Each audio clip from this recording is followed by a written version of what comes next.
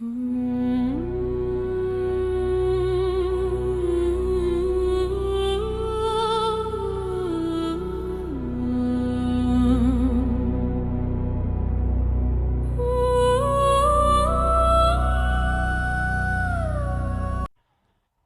अभी इन्हीं विचारों में डूबा था कि पीछे से आवाज आई, यक्ष गेरा।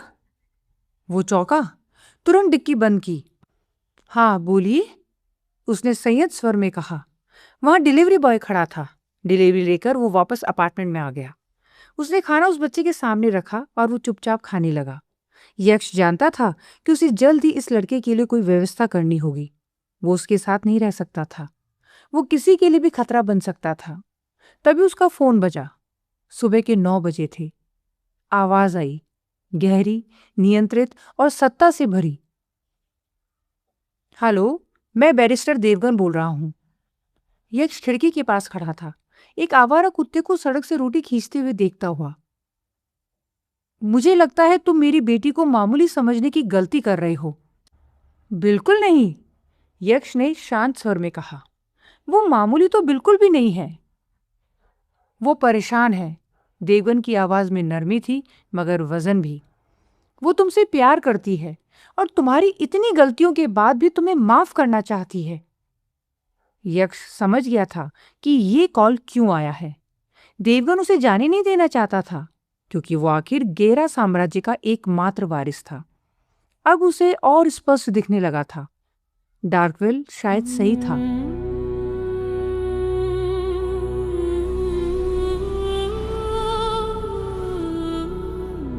क्या हुआ? देवगन ने पूछा। कुछ नहीं, यक्ष ने धीमे से कहा। तो उस लड़के को किसी अनाथ आश्रम भेजो और अपने पिता के पास वापस आ जाओ। सर, आप समझ नहीं रहे, मैं उसे छोड़ नहीं सकता। तुम समझ नहीं रहे यक्ष। यक्ष ने बीच में ही बात काट दी। नहीं, आप समझिए सर। अगर आपकी बेटी मुझसे प्यार करती है तो उसे मेरे साथ उन्हीं हालातों में रहना होगा जिनमें मैं हूं। मैं अपना खुद का बिजनेस खड़ा करूंगा। तुम एसजी एंटरप्राइजेस के वारिस हो। सामने से स्वर कड़ा हुआ। नहीं, यक्ष ने दृढ़ता से कहा। मैं यक्ष हूं और मैं अपनी पहचान खुद बनाऊंगा। मेरे पिता भी चाहते थे कि मैं उस लड़के को भूल जाऊं, लेकिन तो तुम उनकी बात क्यों नहीं मानते? क्योंकि मुझे अपनी गलती का एहसास हो चुका है। यक्ष, ये बेवकूफी है। हो सकता है, लेकिन अगर आपकी बेटी मुझे चुनती है तो उसे मेरी सच्चाई भी स्वीकार करनी होगी। मैं तुम्हारा केस लड़ सकता हूं। तुम्हारे पिता तुमसे कुछ भी नहीं छीन सकते। मुझे कोई कानूनी लड़ाई नहीं चाहिए, यक्ष ने शांत लेकिन अड़िग स्वर में कहा। मैं अपना साम्राज्य खुद बनाऊंगा। कुछ पल की चुप्पी के बाद देवगन का स्वर बदल गया, ठंडा, निर्णायक। तो मेरी बेटी तुम्हारे पास नहीं लौटेगी। एक आदमी जिसके साथ एक 10 साल का बच्चा हो, मेरी बेटी उसके साथ नहीं रह सकती। तो उसे मेरे बिना जीना सीखना होगा। और यक्ष ने कॉल काट दी। कमरे में अचानक सन्नाटा फैल गया, लेकिन उसके भीतर पहली बार एक अजीब सा हल्कापन था।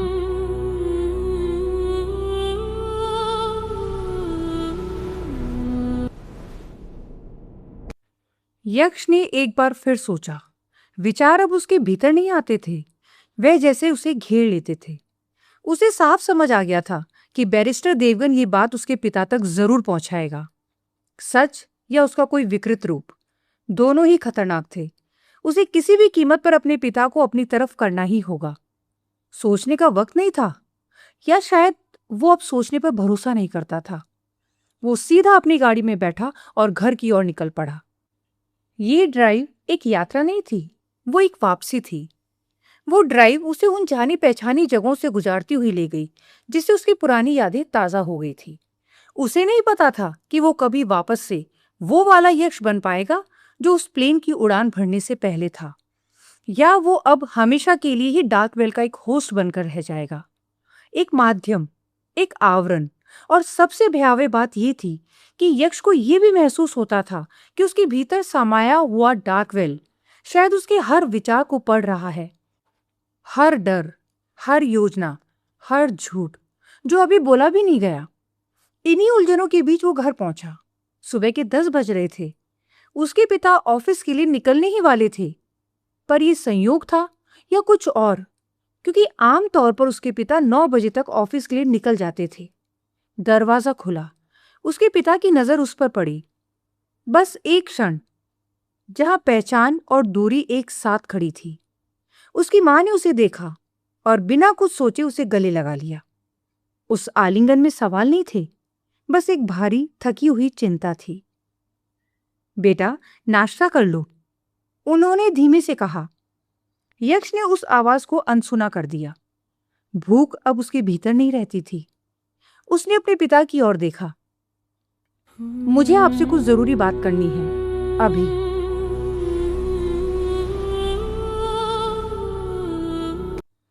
उसके पिता ने उसे गौर से देखा। अब बदलाव छुपा नहीं था, बदलाव साफ था। यक्ष की आवाज में, नजरों में और उस चुप्पी में जो शब्दों से ज्यादा कहती थी। पर वे कुछ बोले नहीं। वो एक व्यापारी थे और अच्छे व्यापारी जानते हैं कि कब बोलना है और कब इंतजार करना है।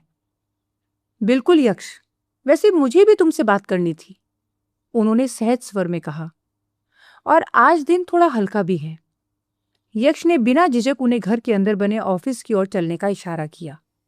ये बातचीत दीवारों के बाहर नहीं हो सकती थी। दोनों अंदर चले गए। दरवाजा बंद हुआ और पीछे यक्ष की मां खड़ी रह गई, खामोश, समझते हुए कि गलती कहां हुई थी। उस मूर्ख लड़की को यक्ष के पास भेजना एक निर्णय नहीं था, वो एक चूक थी। और अब उस चूक की कीमत चुकानी बाकी थी। मुझे अपनी गर्लफ्रेंड पर शक होने लगा था, यक्ष ने अचानक कहा। शब्द उसके मुंह से नहीं निकले, वे जैसे भीतर की किसी दरार से फिसल कर बाहर आ गए थे। मुझे लगा वो सिर्फ मेरे पैसे के पीछे है। सूरज गिरा उसे देख रहे थे, सिर्फ सुन नहीं रहे थे, तोल रहे थे।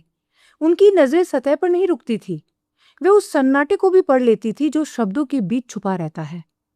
और शायद उन्हें वो सब भी दिख रहा था जो यक्ष कह नहीं रहा था। मैंने उसे घर से बाहर निकाल दिया, यक्ष ने आगे कहा। आवाज सपाट थी, जैसे कोई घटना नहीं, एक निर्णय था। फिर भी वो वापस आ गई। कमरे में कुछ पल के लिए खामोशी ठहर गई। सूरज गिरा चुपचाप सुनते रहे, बिना टोके, बिना प्रतिक्रिया दिए, जैसे हर वाक्य को अपने भीतर कहीं जमा कर रहे हों।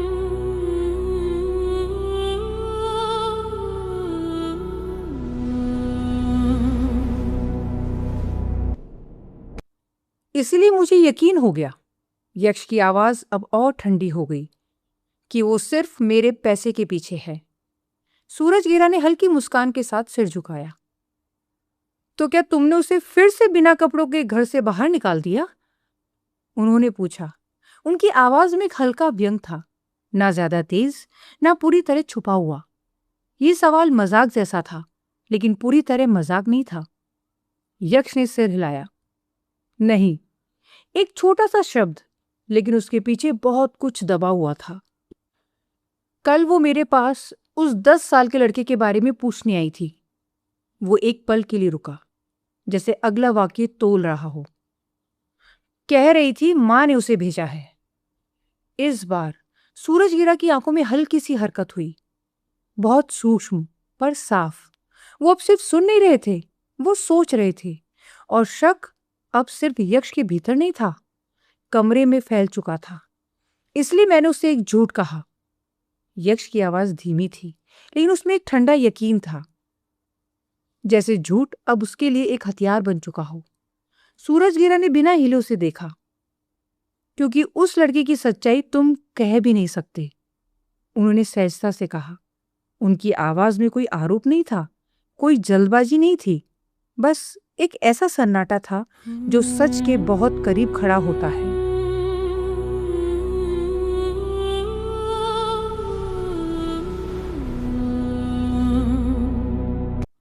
यक्ष समझ गया, उसके पिता सब जान चुके थे, या कम से कम इतना कि वो किसी गहरी मुसीबत में है, लेकिन शायद पूरा सच नहीं। और यही बात उसे और असहज कर रही थी। उसे ये भी साफ दिख रहा था कि उसके पिता उसे समय दे रहे हैं, इंतजार कर रहे हैं, कि वो खुद अपने अंदर के अंधेरे को खोल कर रखें। वे उसकी माँ जैसे नहीं थे। वे कच्चे खिलाड़ी नहीं थे जो सच्चाई जानने के लिए किसी लड़की को मोहरा बना दे। वे इंतजार करते थे, और इंतजार अक्सर पूछताछ से ज्यादा खतरनाक होता है। हाँ पापा, यक्ष ने धीरे से कहा। अभी मैं सच किसी को नहीं बता सकता पापा। सूरजगिरा ने सिर हिलाया। कोई बात नहीं बेटा, उन्होंने शांत स्वर में कहा। जब ठीक लगे तब बताना। एक छोटा सा विराम, फिर उनकी आंखों में हल्की चमक आई। तो उस गोल्ड डिगर लड़की को क्या बताया तुमने? यक्ष ने बिना झिझक जवाब दिया। मैंने कहा कि मेरा आपकी सेक्रेटरी के साथ संबंध था। उसने एक पल भी नहीं रुका। और ये बच्चा उसी का है। कमरे की हवा थोड़ी भारी हो गई। सूरजगिरा के चेहरे पर एक धीमी कुटिल मुस्कान उभरी। ना नाराजगी, ना हैरानी, बस एक दिलचस्पी। मैंने ये भी कहा, यक्ष आगे बोला, कि इसी बच्चे की वजह से आप मुझे अपनी जायदाद से बेदखल कर रहे हैं। उसकी आवाज अब और सख्त थी। और अब मुझे अपने दम पर खड़ा होना होगा। सूरजगिरा चुप हो गए। वो अब भी सुन रहे थे। वे हिसाब लगा रहे थे, क्योंकि ये झूठ सिर्फ एक कहानी नहीं था, ये एक दाव था। और उस दाव में उनकी कंपनी की साख भी धूमिल हो सकती थी। वो कोई आम लड़का नहीं था। सूरजगिरा के परिवार की हर हरकत पर मीडिया का साया मंडराता रहता था। और वो बैरिस्टर, वो आदमी चुप नहीं बैठेगा। उसे सूरजगिरा की जायदाद में हिस्सेदारी चाहिए थी, इसलिए उसकी बेटी यक्ष की बाहों में थी।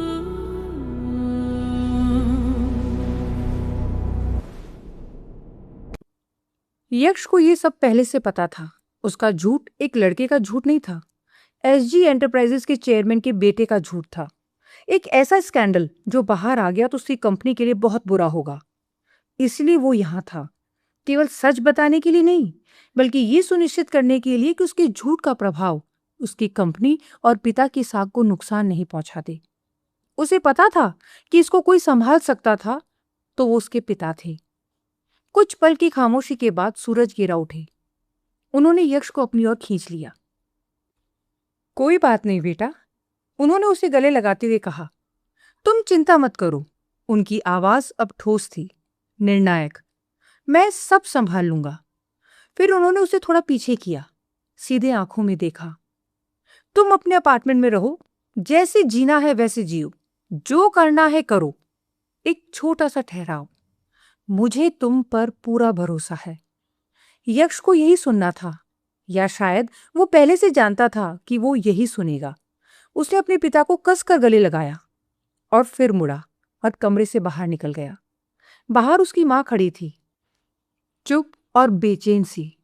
यक्ष ने मां को भी जोर से गले लगाया, इस बार थोड़ा ज्यादा देर तक, जैसे कुछ कहना चाहता हो लेकिन शब्द नहीं मिल रहे हो। फिर वो चला गया। सूरजगिरा ने अपनी पत्नी की ओर देखा। उनकी आंखों में चिंता थी, लेकिन डर नहीं। वो मुसीबत में है, उन्होंने धीरे से कहा। फिर एक हल्की गहरी सांस ली। लेकिन शायद इसी मुसीबत से लड़ने के लिए उसने हमसे दूरी बनाई है। कमरा फिर शांत हो गया, लेकिन इस बार ये शांति तूफान के पहले वाली थी।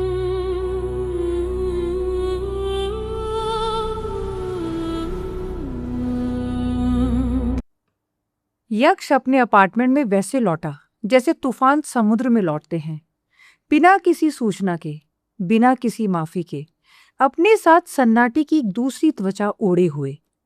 बाहर का शहर अब भी सामान्य होने का अभिनय कर रहा था। गाड़ियां चल रही थी, शहर की धड़कन धड़क रही थी, कैफे में लोग हंस रहे थे, मानो ये बस एक और साधारण दिन हो। पर यक्ष उस भ्रम से परे देख चुका था। उसे मालूम था कि अब क्या करना है। उसे उस बच्चे को कहीं सुरक्षित पहुंचाना था, ऐसी जगह जहां वो सुरक्षित रह सके, क्योंकि उस बच्चे को सबसे बड़ा खतरा किसी और से नहीं बल्कि स्वयं यक्ष से था। वो बच्चा अब भी वहीं था, ना मेहमान, ना केवल एक परिणाम, बल्कि यक्ष की गलतियों का जीवित प्रतिबिंब। धुंधली खामोशी से भरे उस अपार्टमेंट में यक्ष ने कुछ नहीं कहा। उसने बस उस बच्चे को देखा और कुछ कॉल किए।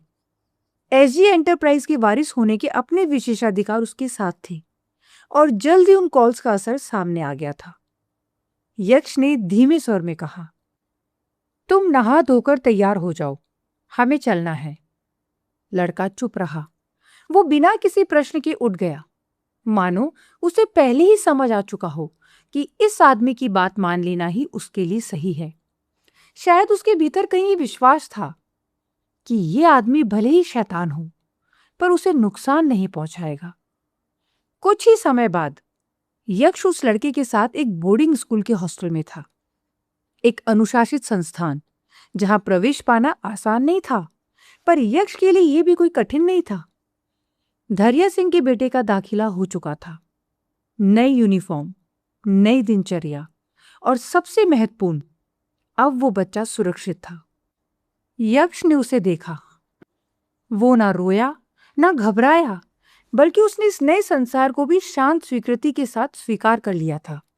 और यही बात यक्ष को सबसे अधिक विचलित कर रही थी कि 10 वर्ष का वो बालक इतनी सहजता से परिस्थितियों में ढल गया था। ये यक्ष ने कभी सोचा भी नहीं था, पर अनजाने में ही उसने यक्ष को एक गहरा सबक दे दिया था। यदि परिस्थितियों को बदल नहीं सकते तो उनमें ढल जाओ, बिना शोर के, बिना ग्लानि के, बिना प्रतिरोध के। यक्ष ने समझ लिया था कि उसे भी अब ऐसा ही करना होगा।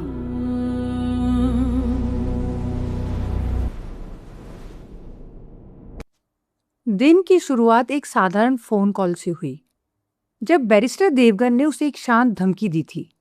और दिन के अंत तक वो बच्चा एक हॉस्टल में था और यक्ष फिर से अकेला। उस अपार्टमेंट में सन्नाटा पसरा था, घना, दमघोटू, जैसे हवा भी थम गई हो।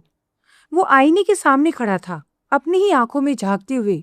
उसे पता था उसे खुद को नियंत्रित करना है, पर शायद वो ये भूल गया था कि उसके भीतर जो कुछ है वो यक्ष से एक कदम आगे चलता है। वो उसके हर विचार, हर चाल पहले से ही पढ़ लेता है, और शायद उसने यक्ष को पूरी तरह समझ लिया था।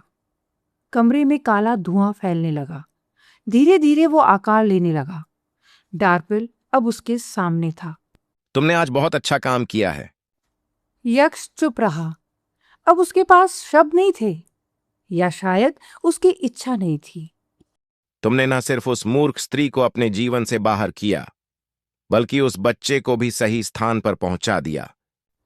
यक्ष की खामोशी और गहरी हो गई। वो बच्चा हमें कमजोर बना सकता था। डार्कवेल की आवाज में एक अजीब सी परछाई थी। मैं उसे इसलिए लाया था ताकि धारियां को झुका सकूं, उसे अपने इशारे पर नचा सकूं। पर जब तुमने इस बच्चे को एक पिता की तरह स्वीकार कर लिया और इसकी मां से इसे बचाने का मौन वादा कर लिया, तो मैं भी असहज हो गया था। मैं भी घबरा गया था। यक्ष ने पहली बार महसूस किया कि क्या ये प्राचीन अंधकार भी डर सकता है। फिर उसे अनायास ही याद आया वो सर्कल जो पंडित नागेंद्र ने बनाया था, जिसे डार्कवेल भी पार नहीं कर पाया था। और वो क्षण जब यक्ष ने अपनी इच्छा से कार्य किया था और डार्कवेल उसे रोक नहीं पाया था। शायद इस अंधकार की भी सीमाएं थी। शायद नियंत्रण पूरी तरह उसका नहीं था। ये प्राचीन बुराई भी किसी तरह से नियंत्रित की जा सकती थी। यक्ष ने डार्कवेल की ओर देखा। उसके चेहरे पर एक कुटिल मुस्कान थी।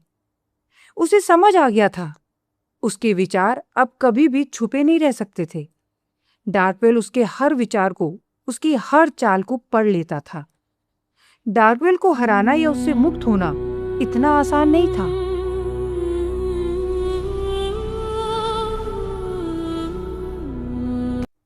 डार्कवेल ने यक्ष को देखा और धीमे स्वर में कहा, अब समय आ गया है असैसिन प्राइम बनने का।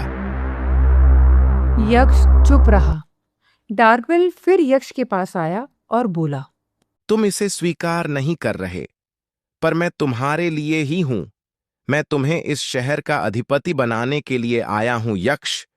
जिस दिन तुम इस सत्य को पहचान लोगे, उस दिन तुम सुखी हो जाओगे। यक्ष के भीतर अब कोई शोर नहीं था। वो कुछ नहीं सोच रहा था।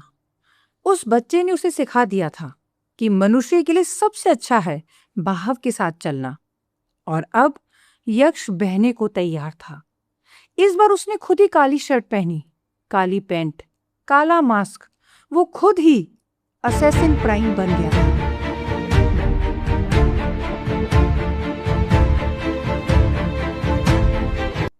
डार्कवेल की मुस्कान और गहरी हो गई और अधिक अंधेरी। उसे पता था कि अब असैसिन प्राइम इस शहर को पूरी तरह हिला देने वाला था। दरिया चौंक गया, डरा नहीं, बस चौंक गया था। काला शैतान वहीं खड़ा था, ठीक उसी जगह जहां कल रात उसने अनेकों खून किए थे। पुलिस बैरिकेड लगा हुआ था, परंतु वो 2 पुलिस वाले जो उस जगह पर निगरानी के लिए थे, उन्हें उस काले शैतान ने बड़ी आसानी से बेहोशी की नींद सुला दिया था। वो दैत्य बिल्कुल अचल था, धैर्यवान, मानो अंधकार से ही काटकर बनाया गया कोई साया हो। उस दैत्य का मास्क दरिया को ही देख रहा था।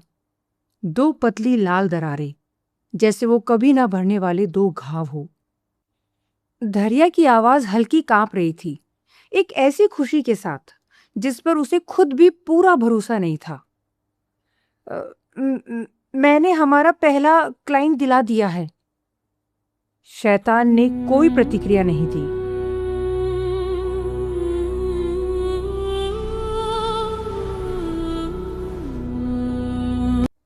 दरिया की पत्नी उसके पीछे खड़ी थी, फर्नीचर की तरह स्थिर, मुट्ठियां कसी हुई। उसकी नजर बार बार उस मास्क पर जाती और फिर हट जाती, डरते हुए कि कहीं ज्यादा देर देखने पर उसे उसमें अपनी बेटी की परछाई ना दिख जाए। दरिया ने अब उत्साह से कहा, जो लोग सत्ता में हैं, वो सत्ता में ही रहना चाहते हैं। उनका ही एक साथी अब धीरे धीरे उनसे बहुत ताकतवर हो रहा है। वो अब बहुत ज्यादा लोगों को खटकने लगा है। असैसिन प्राइम को कानून से कोई मतलब नहीं था। वो बहुत पहले सीख चुका था कि वजह बस हत्यारे खुद की तसल्ली के लिए बुनते हैं, ताकि वो बिना ग्लानि के सो सके। कौन? उसने पूछा। सिर्फ टारगेट का नाम बताओ। दरिया एक पल के लिए रुका, फिर उसने कह दिया, हमारे राज्य का गृह मंत्री। वो शब्द किसी हथौड़े की तरह गिरे। असैसिन प्राइम किसी से भी नहीं घबराता था, परंतु दरिया ने उसके लिए सिर्फ एक रात में एक ऐसा टारगेट खोज लिया था जो असैसिन प्राइम ने भी कभी नहीं सोचा था। राज्य का गृह मंत्री कोई साधारण गुंडा नहीं था, ना ही वो गणपत और दरिया की तरह एक ही दिन में भूल जाने वाली खबर बनेगा। गृह मंत्री इस राज्य का सबसे ताकतवर व्यक्ति था। पहली बार असैसिन प्राइम ने एक अजीब सा सामंजस्य महसूस किया। कुछ सही, उसने सही मैनेजर चुना था। एक ही दिन में ऐसा क्लाइंट ढूंढ देना आसान नहीं था, वो भी तब जब दिन भर उसे पुलिस पूछताछ का ही हिस्सा बनना पड़ा हो। दरिया ने चुप्पी से डरकर जल्दी जल्दी बोलना शुरू किया। मैंने एक बहुत ही बड़े आदमी से संपर्क किया, उसके एजेंट को समझाया कि असैसिन प्राइम कोई साधारण हत्यारा नहीं है। ये वो है जिसने गणपत को ऐसे कुचला जैसे शहद में फंसे किसी कीड़े को। इस हत्यारे ने पूरे गैंग को ऐसे मिटा दिया जैसे वो काठ के बने पुतले हों। असैसिन प्राइम हल्का सा मुड़ा। मुझे तुम्हारी कहानी में कोई दिलचस्पी नहीं। उसने कहा। क्या उन्होंने पैसे दिए हैं? दरिया का गला सूख गया।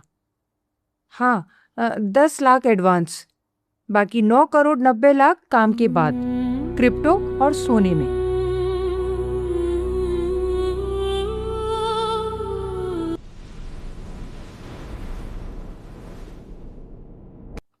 दरिया को उम्मीद थी कि एडवांस की इतनी छोटी रकम पर शैतान क्रोधित हो जाएगा, पर वो वैसा ही रहा, ठंडा, निष्प्रभावी और अछूता। अच्छा है, असैसिन प्राइम ने कहा। एडवांस तुम रखो, काम के बाद सब बराबर बांटेंगे। दरिया जम सा गया। ये शैतान पैसों से नहीं चलता था, उसे कोई लालच भी नहीं था, और यही बात उसे और भी ज्यादा डरावनी बनाती थी। ये दैत्य जो कुछ भी था, वो कुछ ऐसा था जिसे दरिया कभी समझ ही नहीं पाएगा। आज रात? असैसिन प्राइम ने जोड़ा। गृह मंत्री की आखिरी रात होगी। अपने क्लाइंट को कहो तैयार रहे। मुझे भुगतान हत्या के तुरंत बाद चाहिए। धैर्या ने सिर हिला दिया, अब पूरी तरह आज्ञाकारी के साथ। जैसे ही असैसिन प्राइम मुड़कर जाने लगा, उसकी लाल आंखें एक पल को ठहर गई। कमरे में खड़ी उस औरत पर वो सिहर उठी। वो उसके करीब आया। उसकी मौजूदगी ने हवा को जैसे अंदर की ओर मोड़ दिया था। चिंता मत करो, उसने धीमे स्वर में कहा। तुम्हारा बच्चा सुरक्षित है। उसे बेहतर शिक्षा मिलेगी, बेहतर जीवन, मैं वादा करता हूं। एक शैतान का वादा। और फिर भी उस आवाज में ऐसा कुछ था जो उस मां को एक अनोखा विश्वास दे बैठी। उस मां को यकीन था कि उसका बेटा सुरक्षित है। तुम उसे जल्द देखोगी, असैसिन प्राइम ने आगे कहा। पर अपना वादा याद रखना। तुम उसे यहां वापस नहीं लाओगी। तुम उसे इस दुनिया के जहर से दूर रखोगी। औरत बिल्कुल टूट गई थी। आंसू बेकाबू होकर बह निकले। उसे इस शैतान पर क्रोध नहीं आ रहा था, अभी तो उसे अपने भाग्य पर गर्व हो रहा था। वाकई वो बच्चा यदि धैर्या के साथ रहता तो वो भी वही सब सीखता और धैर्या जैसा गुंडा ही बन जाता, दूसरों की हाथों की कठपुतली। अब कम से कम उसका बेटा अपनी जिंदगी जिएगा।